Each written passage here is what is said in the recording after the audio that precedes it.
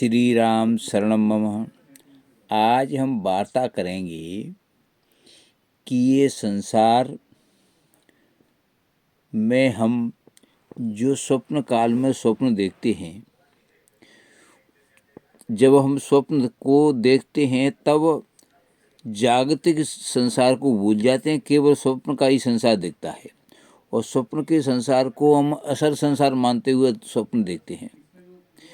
क्योंकि जब स्वप्न के दुख का असर हमारी आंखों में आंसू आ जाना सिद्ध होता है, इसका मतलब है कि स्वप्न काल में जिस संसार को देख रहे हैं उसको हम असल मान रहे हैं। जब हम स्वप्न काल के संसार को असल मानते हैं तो जागतिक काल का संसार हमको दिखाई नहीं देता है, और जब हम जग जाते हैं तो जागतिक संसार तो हमें दिखने लग जाता है और स्वप्न काल का संसार हमें दिखाई नहीं देता है। यानी जब हम जगते हैं तब तो स्वप्न नहीं दिखाई देता है, और जब हम स्वप्न देखते हैं तो जगत दिखाई नहीं देता है। कहने का मेरा मतलब ये है कि ये दोनों ही सपने हैं। आप सपने में देखोगे तो ये संसार नहीं दिखाई देगा, और जब जग जाओगे तो स्वप्न का संसार नहीं दिखाई देगा। इससे सिद्ध होता है कि दोनों ही सपने हैं।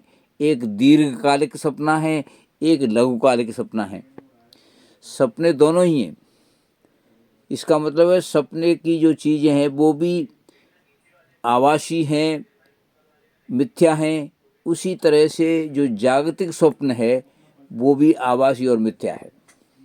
प्रश्न ये उठता है